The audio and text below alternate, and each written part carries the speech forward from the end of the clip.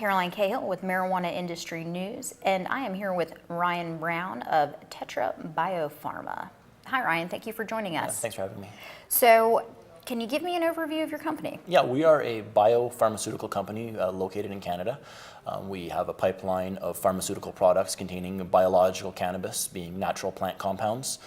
Unlike a lot of pharmaceutical companies that are developing pharmaceuticals with synthetic cannabinoids, everything that we make is biological and as close to the natural plant form as possible. Okay, and when were you founded? Originally the company was founded in January of 2014, but we changed our name and became Tetra Biopharma actually only about 90 days ago. Okay, congratulations. Thank you.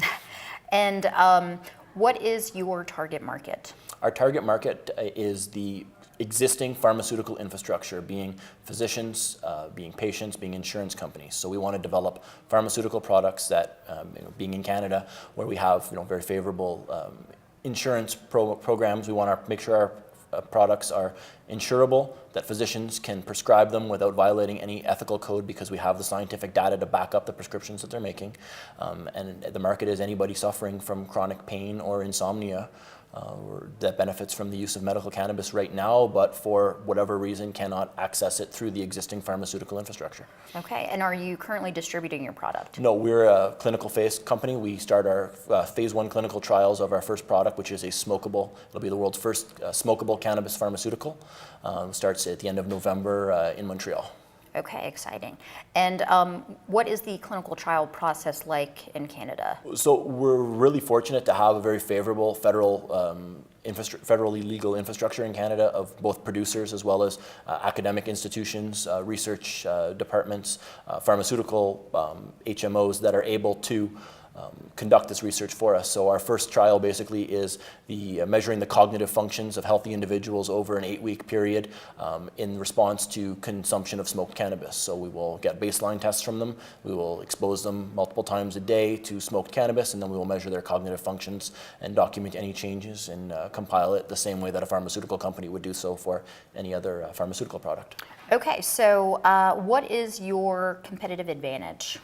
Our competitive advantage, I think number one, is being able to leverage the federally legal infrastructure that we have in Canada. We have over 1 million square feet of production space, split up over 35 licensed producers in the country. We have very willing academic institutions. We've got government institutions that are willing to provide capital financing to these types of projects.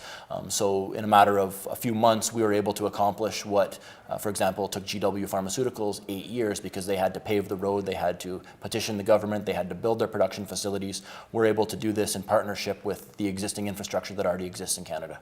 Okay, and how were you initially funded to get going? We're a publicly traded company. We're traded on the Canadian Securities Exchange, ticker symbol TBP, and actually as of tomorrow we're trading in the US on the OTC under the symbol GROPF.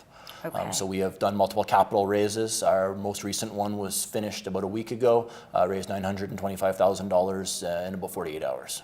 Oh wow. Congratulations. Thank you. It's very exciting. Yeah.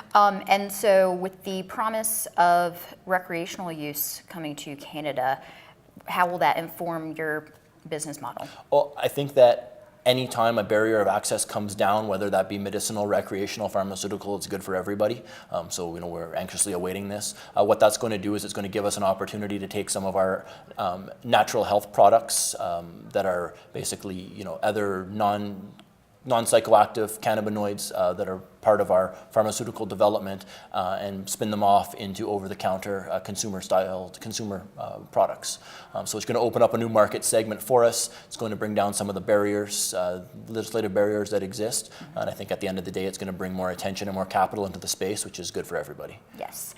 And what's your ultimate goal for your company and then for the industry? Well, our ultimate goal is to be known as the company that, rather than altering cannabis, which typically pharmaceutical companies, when they deal with a natural product, they like to alter it into a synthetic, that we're taking the medications that are commonly being used by cannabis patients now, and we're kind of reverse engineering them through the pharma protocol, but keeping them biological and keeping them natural. So we want to be known as the pharmaceutical company that was able to bring down the barriers of access and provide people with pharmaceuticals that are registered, licensed, and that benefit from the same benefits that come from that with traditional pharmaceuticals, but based around biological cannabis. Okay.